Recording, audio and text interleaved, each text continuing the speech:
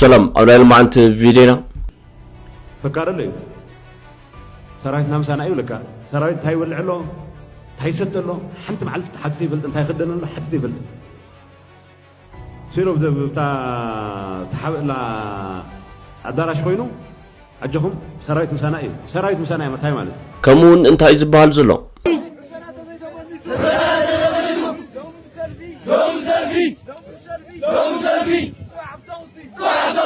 سراويت سلف خجبر محفري أي كائن الصيب على باقف بعقراقف بتقراي أي كائن على بلزيا تاي سراويت يلي زي خدعته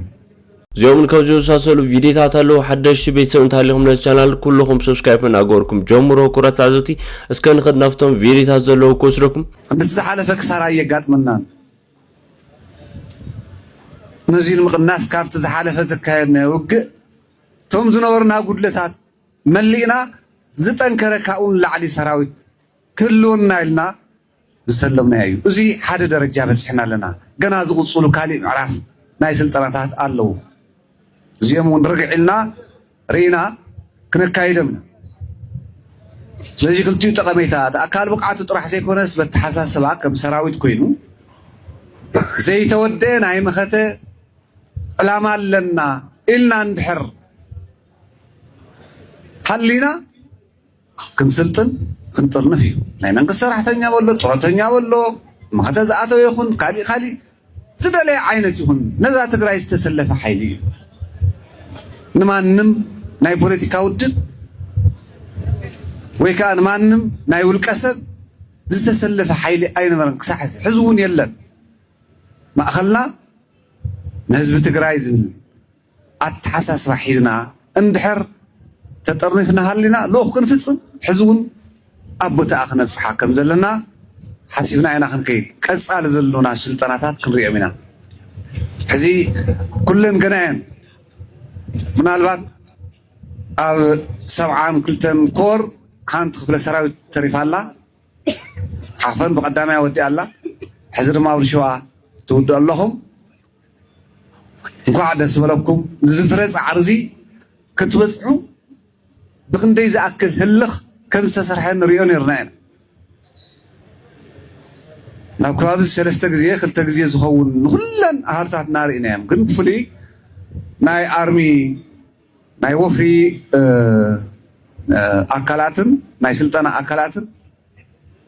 تدقاقامي زلو حسرتات اندار أيو كستاخل زقور وز عريق اللي ليكونا بعلهم نزيانو في الصام كابل عليك ساعة حتى زلهم مرار حاول تقارانيهم تأساسيركم كتفتصم زتجبرت صعبين أبزاد الرجازية أمسي حتى بتعمل الزبدي كم زي عينة سمرة متهالينا ما نم نقر عشان نفتين زيا نابز تقرأي نختفر كتورد الله كنر لنا بزعقنا سراويت سلف خجبر محفري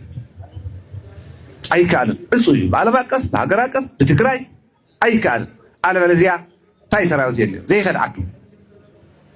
حزبك عمس بعد هفتك عمس وهي كان منقصتك عمس تاي اللي ودان هيك قصو كم زبال حق يلا أي سرح مواردي حزبي تقباري فتسمه وقعتنا بز حلفنا مقاله وصيو كرانج حزب مقاله حرف خريم تلت زي تعمي زنقهم كبرهم بعلم زربين دابلي حزب مقاله معات بعراين سسان كفتن دا مغبه طمينا لنا بصريا خوصن كله دس يولون حزب كبر نايتي مخته نايت تغرالاي نايتو اركشوم بزي لبخ قبل خلالو ما حاسس لونا نوعلتنا نتنكر بعلمنا بينيرو قصد صرنا كنا طبقنا قال لي مسلكم كم زي عينة نقر ترى أي فلتن وي ما فنقل منقستي وي كأخالي كم زي عينة سراوي تمثل فوز يلتر يا خري نما جمع رياض زي كي كوليتر وردتي سلازي وشتنا በብደረጃ ዘሎ አመራርሓ ናብዚ ጉዳይ እዚ ይኣቱ ስለ ዘሎ ባዕሉ እዩ ታሕተዋይ ኣካል ኣይኮነን ገባሪ እዩ ዝተወሰነ ኣካላት ገንዘብ ተላኢኽሎም ተን ገንዘብ ንባዕሎም እንዳቆርጦም ግን በተን ዘለዋ ደካማ ጎኒ ሰራዊት ኣላዓኢሎም ካብ ሓንቲ መዓልቲ ካብ ክልተ መዓልቲ ዘረባ ዘይተሓልፍ ግን ንባዕሉ ነታ ኣሃዱ መዋረዲ ገይሮም ካብዚ ክንምሃር ክንጥንቀቕ ኣለና ብርሸዋ ክፍለ ሰራዊት ትኹን ናይ ካልኦት ክፍለ ሰራዊታት ኣመራርሓ ኣብዚኣ ኣሎ እንታይ እያ እዛ ነገር እንታይ እዩ ዝበሃል ዘሎ እንታይ እዩ ዝኸውን ዘሎ ኣነ ባዕለይ መን እየ ከመይ ይኸይድ ኣለኹ መን እየ ብትሕተይ ዘሎ እንታይ እዩ ዝሓስብ ከምዚ ዓይነት ዝንባለ ኣተሓሳስባ ዘሎ ተሃልዩ ዘይኸድ ዓድሉ ዘይድቅስ ገዝኡ ሰራዊት ሰልፊ ክገብር መሕፈሪ ኣይከኣልን እፁ እዩ ብዓለም ኣቀፍ ብሃገር ኣቀፍ ብትግራይ ኣይከኣልን ኣለበለዚያ እንታይ ሰራዊት የድልዮ ዘይኸድ ዓዱ ህዝቢ ክዕምፅ በዓል ሃብቲ ክዕምፅ ወይ ከዓ መንግስቲ ክዕምፅ እንታይ ኢሉ ይደል ይክገግፁ ከምዚ ዝበሃል ሕጊ የለን ኣይሰርሕ መዋረዲ ህዝቢ ተግባር እዮም ፈፂሞም ውግኣትና ብዝሓለፈ ናብ መቐለ ወፂኦም ክራንቺ ሒዞም ህዝቢ መቐለ ክሓልፉ ክሪኦም ተሎት ህዝቢ ብጣዕሚ እዩ ዝነዕቆም ክብሮም ባዕሎም ዝደርብ እንዳበለ ኣይ እሞ እንታይ ድማሊሲ ኣነስ ብዚ ቃል ዓለም ዞ ሓቀስ ብስሩ ምሕላፍ ብስሩ ዘይፈቱ ብሱ ማለት እዩስ ሓቀስ ብስሩ ክረፃል ይድል በቃ ማለት እንታይ ድዩ ህዝቢ ቱ ህዝቢ ዝዛረብዎ ኣለውስ ኣብ መቐለ ወፂኦም ሰላማዊ ሰልፊ ገይሮም ዝነበሩ ጉድኣት ኣካልስ በቃ ትሰብስ ተኽቡር እዮም ወፂኦም እናበለ ህዝብ በቃ ኣይኽሮም ለይ ዳዕዳዕ ዘራሲ ብስሩ ለይትኽክል በቃ ትህዝስ ዋላ ካልእ ከባቢ ዘሎ ትህዝብ እንታይ ይብለስ ማለት ክነግረኩም ተሓቂ ምስቲ ህዝቢ ኢና ንውዕለና ው በቃ ምስቲ ንስለ ንውዕለና ብስሩ ተሓበሬታ እውን ክንወኩም ኮ ይጠቕመኩም ኮ እዩ ማለት ዝተሰሓተ ሓበሬታ እውን ልውኩም ሰባት እኒአው ኮ እዮም ብዘይ ቃል ፈሊጦም ማለት ዘይኮነ ኢንፎርሜሽን የዘረኹም ለው ማለት ኮ እዩ ህዝቢ ግን ትሰብ ግን እንታይ ይህልፍ ትሽዑ ግዜ ዋላ እውን ክሳብ ህዝቢ ማለት ብስሩ ከመይ ዓይነት ጨካናት እዮም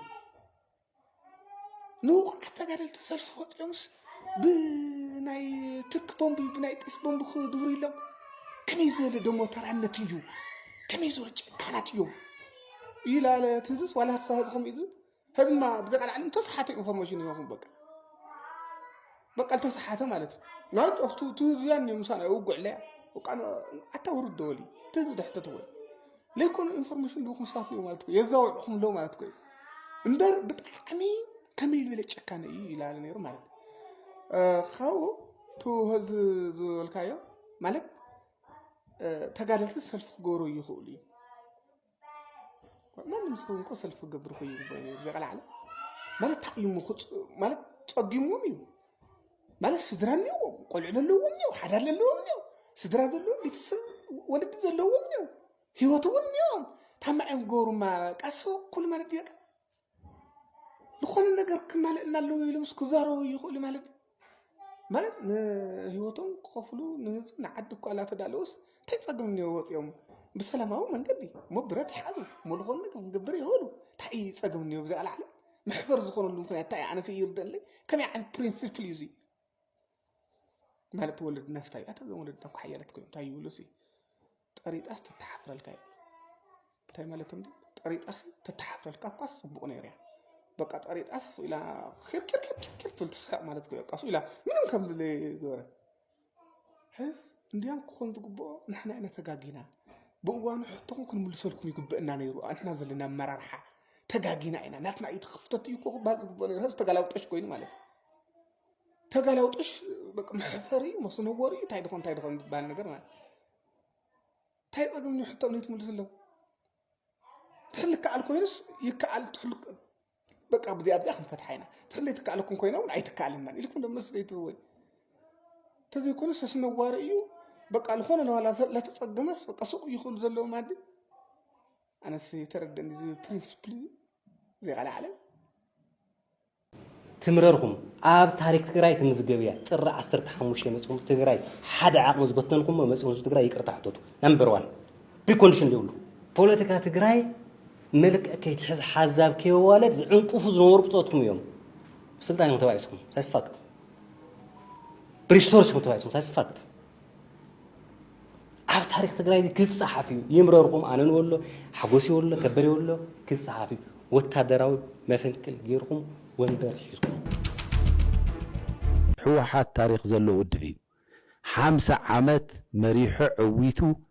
مسارتاوي لوط زمص ودبيو او ينسكفن كندغز عصلاي كتفك حزون كصنتك ازبل صلاق امبيتكا لعل كورن حوحاتن يصلا ختبل شيميو ناي بحق بوليتيكانياتات ديخم كاي صقم ناي تግራይ አውዚ ኣብ ትግራይ ፍታሕ ኣብ ትግራይ ክፍታሕ እንድሕር ኮይኑ ከዓ ኣነ ጥራሕ ዝፈልጠልካ ብዝብለካ ይደኹም ትሕልፍ ክትከይድ ኣይከኣልን ዝኾነ ሰብ ክቃወም ይኽእል እዩ መቃወም ኣይኮነን ዘባእሰና ተኻልእ እውን ክቃወም ይኽእል እዩ ንሕና እውን ክንርድእ ንኽእል ኢና ኣይ መሊስካ እንተዘይውሒጥካያ ዝብል ግን ከመገር ይኸውን ሓሲብና ኢና ጌርናዮ ፈሊጥና ኢና ጌርናዮ تحز الجبر لواج ناي سنبت ناي مجرشة بركيو أنا بوليتيكنيا يخون سراويتي يخون كادري يخون هزوي يخون هو حتى فترة أموت مويتي تحز الجبر لله مس فانو يخون مس شعبية يخون مس خالي لله متأثرات عجام مجرشة ناي عز مسجا ناي مفنا هو حتى فترة أموت مويتي تحز الجبر لله مس فانو يخون مس شعبية يخون مس خالي له متأثرات عجام مجرشة ناي عز مسجا ناي مفنا وسنا سرعتي إلى الحسن تخانات خنات صمر يدلي ناي الخنات ندحر دوه نبلو خن ناكورن كاكور على الله مقصاص ناي عز مسجا خوينو كل شوي يخولي already عفرك من قد وزحو ناي سرعات مفنا أو الكبروا ساعات وزحي تعنتوا ولا خيون تو حزل كايد له سلفتات ناي سراوت السلفي حق أن ينتخك لن ينسلفي وتوت مرئيوه ناي جنرال أو ورك لله عمريت لله عم خلو أتلولن وترفعت الشح وسد لبها لله حيلن ناي سماين ناي مريتن نبرا فلالي الله كله يرد دايتو تحدش تولدي ما أنت تقرأ اللي تصمم لله ما أنت تقرأ تصممت له هم فرحي هم عشنا تقصيرها الحمد لله خدتشكركم الفتن ناي تقرأ حدنت كم بتن لعلي لو تأيمز بوليتيكنيا يخون سراويت يخون كادري يخون هزوي يخون هو حتى فترة أموت مويتي تحز الجبر لله مس فانو يخون مس شعبية يخون مس خالي له متأثرات عجام مجرشة ناي عز مسجا ناي مفنا وسنا سرعتي إلى الحد حوحات تاريخ زلو ودفي 50 عامات مريحو عويتو مسارتاوي لوط زمص ودبيو او ينسكفن كندغز عصلاي كتفك حزون كصنتك ازبل صلاق امبيتكا لعل كورن حوحاتن يصلا ختبل شيميو ناي بحق بوليتيكانياتات ديخم كاي صقم ناي تግራይ አውዚ ኣብ ትግራይ ፍታሕ ኣብ ትግራይ ክፍታሕ እንድሕር ኮይኑ ከዓ ኣነ ጥራሕ يزفلطلك بزبلك يدخم تحلف كتكيد أيكالي ዝኾነ ሰብ ክቃወም ይኽእል እዩ መቃወም ኣይኮነን ዘባእሰና ተኻልእ እውን ክቃወም ይኽእል እዩ ንሕና እውን ክንርድእ ንኽእል ኢና ኣይ መሊስካ እንተዘይውሒጥካያ ዝብል ግን ከመገር ይኸውን ሓሲብና ኢና ጌርናዮ ፈሊጥና ኢና ጌርናዮ تحز الجبر لواج ناي سنبت ناي مجرشة بركيو أنا بوليتيكنيا يخون فكر لي سرايت نام سنة أيولك سرايت هاي ولعلو هاي ستلو حنت معلت حد يبلد انت هيخدنا له حد يبلد سيرو بتاع تحاول لا أدارش خوينو أجهم سرايت مسانا أيوة متى مالت رب جنبارو تجرى لا يتمايتون هاي كم زوج سنة رب خوابنا سمعنا يبيقولنا يكوني سراوتنا بحفشو أو كنا ما خدوا إيزن. ناوم مرت زي تمرسنا خلوا واقعنا مالتني. أنا سراوت مساي كون دليتي ولا. ምስ ህዝቢ ትግራይ ብዛዕባ ህልውና ትግራይ ጥራሕ ክሓሊ ዝደልዮ ሰራዊት ናተይ ወንበር ክሕሉ ዝደልዮ ዝኾነ ይኹን ሰራዊት እዩ ታይዶ ተጠቀም ያታ ወንበር እንድሕር ሉዓላውነት ዘይረጋገፅኩላ እንድሕር ማሕበረ ቁጠባዊ ተጠቃምነት ህዝብና ዘይረጋገፅኩላ እንድሕር ተጠቃምነት መንእሰይ ዘይረጋገፅኩላ ታይ ትርጉም ኣለዋ ወደኽደኽ ክትብል መራሒ ተባሂልካ ፕረዚደንት ተባሂልካ ገለ ሰራዊት ምሳና እዩ ዝበሃል ብመድረኹ ፀለመ ንእገለ ዝበሃሉ ዝተፈለየ ሓሳብ ስለ ዘለዎም ክነኣስሮም ኢና ክነሳድዶም ኢና ሚድያ ተመሊስና ዓቴርና ምድሌትና ክንንቀሳቀሱ ኢና ዝኩሉ ፈኸራ ዘስምዕ ዘሎ ሓይሊ ተዋና ሕማሙ ፖለቲካ ትግራይ ክትዕሪ ድሌት ዘይብሉ ምዃኑ እዩ ኣብናቱ ናይ ዕድመ ዘመን ተሰፈየት ትግራይ ጥራሕ ክርኢ ዝደሊ ድሕረት ጥራሕ ዘይኮነስ ሓደገኛ ናይ ጥፍኣት ኣካይዳውን ስለ ዝኾነ ፖለቲካ ትግራይ ምዕራይ እቲ ዋና ትኹረትና ክኾን ዝግብኦ ፖለቲካ ትግራይ ምዕራይ ናተይ ስነ ልቦና ምዕራይ ማለት እዩ ኣኖን ስልጣን ብዝሓፁ ቁፅሪ እታ ስልጣነይ ተጠቒመ ብምሕዳራዊ ስጉምቲ ካባይ ዝተፈለየ ሓሳባት ዘለዎም ሰባት ከም ድሌተይ ከሰራጢ ከም ድሌተይ ክኣስር ከም ድሌተይ ክቕጥቅጥ ክገርፍ ከተጠቐመላ ትወዲ ዝፃረፍ ሲፃረፍ ዝቃወም ብዝተወደ መንገዲ ክሳብ ተቃወመ ንህዝቢ ትግራይ ዓቕሚ እምበር ድኻም ዝኾነሉ ምክንያት ኢና ትልቁ ነገር ደግሞ አቶ ጌታቸው ረዳ የፈለገው ይሆን የስራ ለውጥ ቢያደርጉም ክልሉም ያውቁታል ያላቸው እና በቀጣይነት የሚኖራቸው ሚናን በደንብ አድርገው ይገነዘባሉና የእሳቸው ድጋፍም እንደማይለኝ ተስፋ አደርጋለሁ። ከባድ ነው። የብዙ የሁላችንም ህብረት ካልተጨመረበት በስተቀር አቃሎ የሚገባ ችግር የለም። በነገራችን ላይ ትላንት ፈርጥጦ አዲስ አበባ መጣ ታደሰ። ሰው ሁሉ የዘራውን አይደል የሚያጭደው? ጌታቸው ላይ ያደረገውን ታደሰ እሱ ላይ ደረሰ። ገንዘብ አሰባስቦ ገንዘብ መድቦ መፈንቅለ መንግስቱን ያስፈጸመው ታደሰ ነው። እስኪ ኩረት አዘውቲት ቪዲዮ ከም ተዝሪያኩም ይዝመስል ሐሳብ እንታሊኩም ሐሳብኩም አቦታኩም እንትናገለጽኩም ናይለም አንተ ቪዲዮ ናዞም ይመስነሮም አወጣል ቪዲዮ ተመሪሰክሳዝ መጽ ነዝ ቻናል ዚ ኩልኩም ሰብስክራይብ ጋር ከትርሱ ኩረት አዘውቲ